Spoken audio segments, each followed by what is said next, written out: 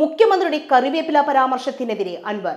കറിവേപ്പില ഏത് കറിയിലിട്ടാലും സ്വാദ് കൂടുതലാണ്. താനൊക്കെ കറിവേപ്പില കഴിക്കുന്ന ആളാണെന്നും PV അൻവർ പറഞ്ഞു. അതിന്റെ ഗുണം മുഴുവൻ കിട്ടുമല്ലോ. പിന്നെ ഈ കറിവേപ്പില തന്നെ കടിച്ചിറക്കുന്നവരുണ്ട്. അവന് കുറച്ചും കൂടെ കൂടുതൽ ഗുണം കിട്ടും. ചിലവരെടുത്ത് കളയും. ഞാനൊക്കെ കറിവേപ്പില കഴിക്കുന്നതല്ല. അത് ആ പാർട്ടിക്കല്ല അറിയുള്ളൂ. എന്നോട് ചോദിച്ചിട്ട് അല്ല, എനിക്ക് ഞാൻ പറഞ്ഞില്ല, എല്ലാവരും നല്ല സ്ഥാനാർത്ഥികളാണ്.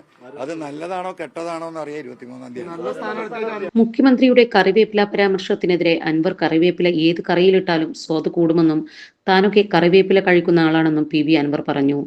LDF സ്ഥാനാർത്ഥിയായി സ്വരാജ് മത്സരിക്കാനുള്ള സാഹചര്യം ആ പാർട്ടിക്കാണ് അറിയുന്നത്. എല്ലാവരും നല്ല സ്ഥാനാർത്ഥികളാണെന്നും അത് നല്ലതാണോ കെട്ടതാണോ എന്നറിയാൻ 23 വരെ കാത്തിരുന്നാൽ മതിയെന്നും അൻവർ കൂട്ടിച്ചേർത്തു. 3 സാമുദായിക നേതാക്കളാണ് തനിക്ക് വേണ്ടി ഇടപെട്ടത്. അവർ ഒരു ദിവസം കൂടി കാത്തിരിക്കാൻ ആവശ്യപ്പെട്ടിട്ടുണ്ട്.